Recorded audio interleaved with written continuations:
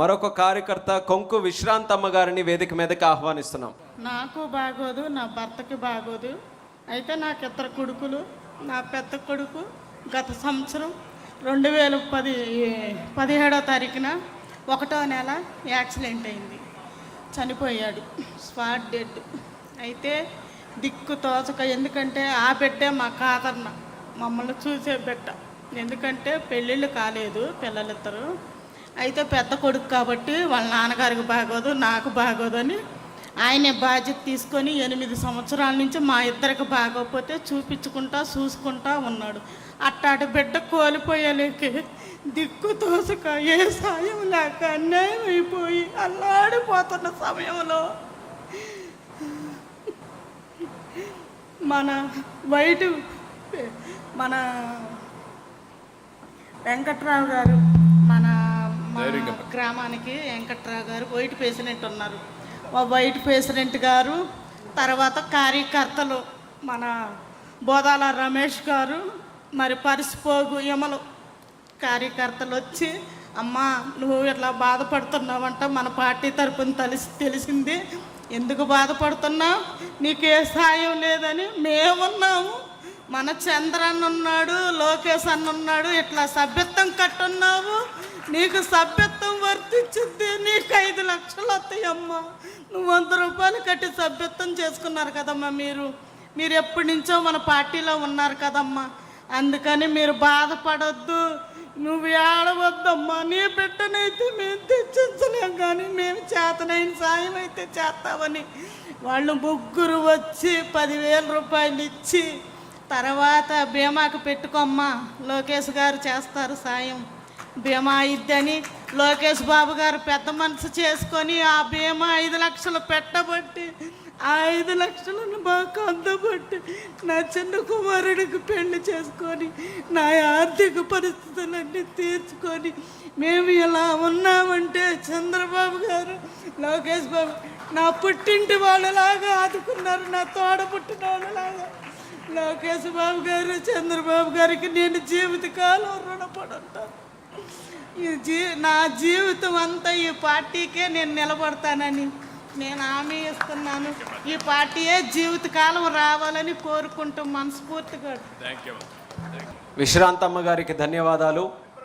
ఆమె తాలూకా ఆవేదన, ఆమె తాలూకా బాధ కేవలం ఆమె తాలూకా కథ మాత్రమే కాదు, తెలుగుదేశం పార్టీలో ఎంతోమంది కుటుంబాలకి మన అన్న లోకేష్ అన్న గారు మొదలుపెట్టినటువంటి కార్యకర్త సంక్షేమ నిధి కానీ, మన ఇన్సూరెన్స్ కార్యక్రమం కానీ, ఆపదలో ఉన్నటువంటి ఆ కుటుంబాలకి ఏ రకంగా భరోసా ఇస్తూ వాళ్ళ పిల్లల జీవితాలకి ఒక పునాది ఇచ్చే కార్యక్రమం ఎలా చేస్తుందనడానికి విశ్రాంతమ్మ గారు చెప్పినటువంటి మాటలే మనందరికీ కూడా ఒక భరోసా అనేది మరొకసారి తెలియజేసుకుంటూ, ఇప్పుడు ఇదే తీర్మానాన్ని బలపరచవలసిందిగా సూదిమల్ల సునీతమ్మ గారిని వేదిక మీదకు ఆహ్వానిస్తున్నాం.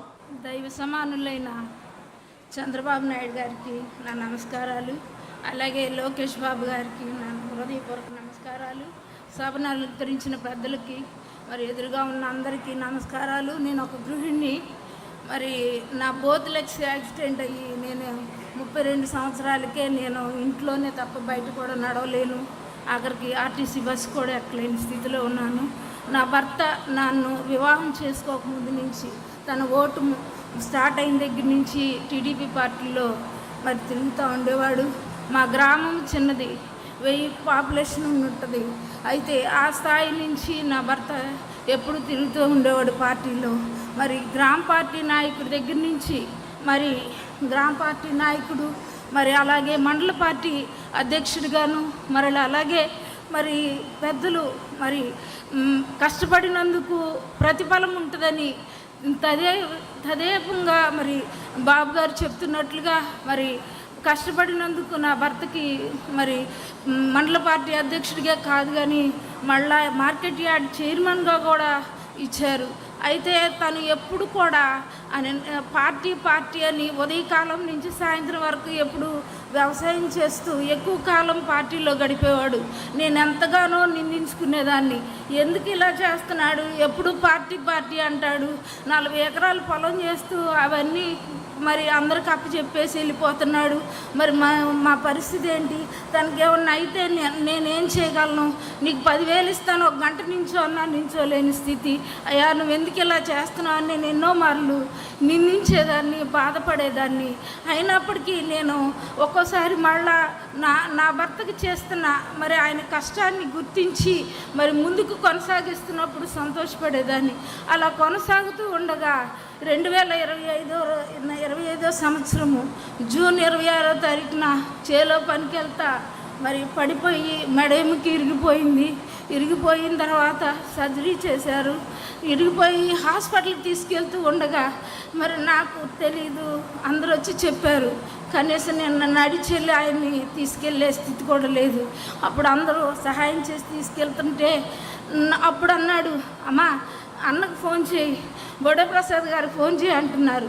నాకు ఫోన్ తీసి ఆ నెంబర్ చేయటం కూడా తెలియట్లా, కంగారు పడిపోతున్నా, నాకు భయం వేస్తుంది, నేను తీయలేను ఫోన్ నెంబర్ కూడా అని చెప్పేసి అంటున్నప్పుడు ఆ స్థితిలో కూడా, ప్రాణం పోయే స్థితిలో కూడా నెంబర్ చెప్పాడు. నెంబర్ చెప్పి అన్నకి చెప్పు దెబ్బ తగిలిందని అనగానే నేను ఉదయకాలం 6:30కే ఫోన్ చేశాను. ఉదయకాలంలో పడితే ఫోన్ చేసినప్పుడు సార్ నా హస్బెండ్ ఇలా పడిపోయాడండి, మేము హాస్పిటల్కి తీసుకొస్తున్నాం అంటే, అమ్మ పలానా హాస్పిటల్కి నువ్వు తీసుకురా, నేను వచ్చేస్తున్నాను అన్నారు.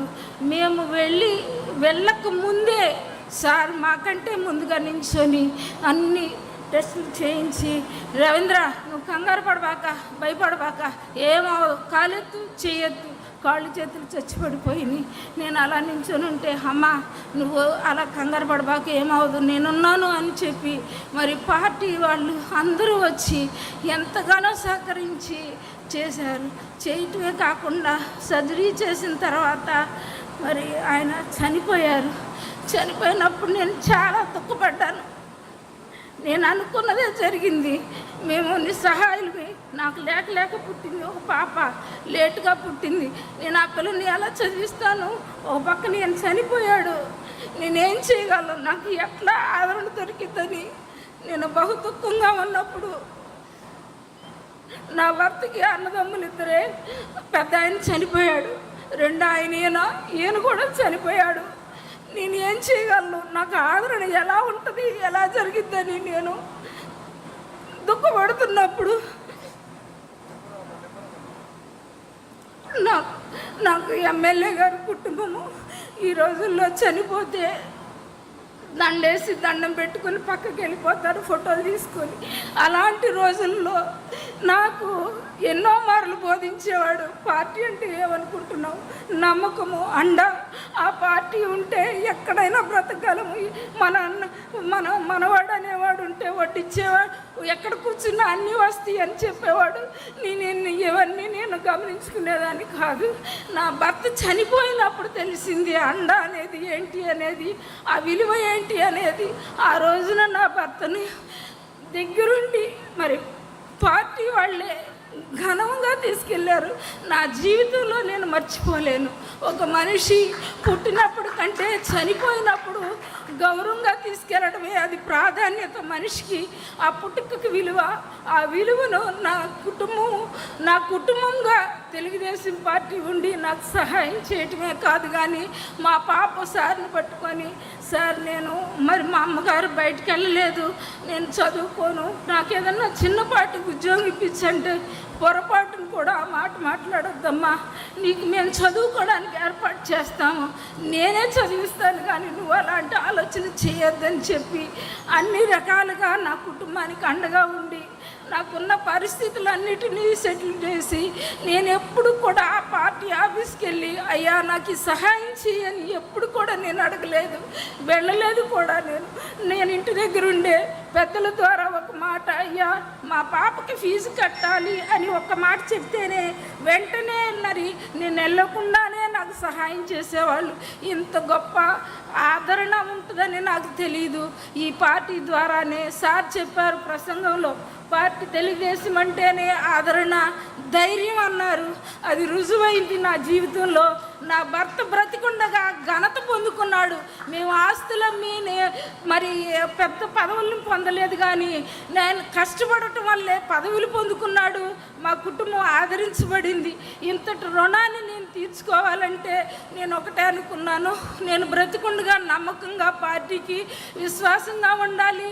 రెండోది, నా వంతు నేను నా పరిధిలో నేను ఎవరికైనా సరే మోటివేట్ చేసి తెలుగుదేశం వైపు మలిచే స్థితిలో ఉండాలి అని నేను నిర్ణయించుకున్నా. ఈ అవకాశం ఇచ్చినందుకు నేను చంద్రబాబు నాయుడు గారిని ఎప్పుడు చూడలేదు, ఫోనుల్లో చూడటమే తప్ప. ఎందుకంటే నేను నడవలేను, జనంలో చూడలేను. గొప్ప భాగ్యం నాకు కలిగింది. నాకు ఆయన చూడగానే నాకు ఈ బాధలన్నీ మర్చిపోయాను. నేను నా జీవితంలో నేను ఎప్పుడు ఎదురుగా చూడలేదు, పక్కనే నించొని ఫోటో దిగాను. ఇంత గొప్ప భాగ్యం ఇచ్చినందుకు, మరి ఇటువంటి అవకాశం ఇచ్చినందుకు అందరికీ, అలాగే మరి బాబు గారికి నమస్కారాలు. ధన్యవాదాలు సునీతమ్మ. కార్యకర్తే అధినేత అనడానికి సంపూర్ణ అర్థం సునీతమ్మ గారి తాలూకా మాటలు.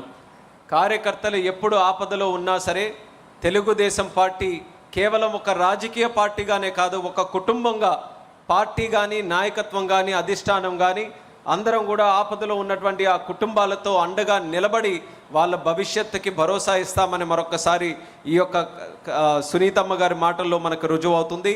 మహానాడు వేదిక ద్వారా ఆ లక్షలాది మంది, కోట్లాది మంది కార్యకర్తలకు, వాళ్ళ కుటుంబాలకు మరొకసారి ఆ భరోసాని ముందుకు నడిపిస్తూ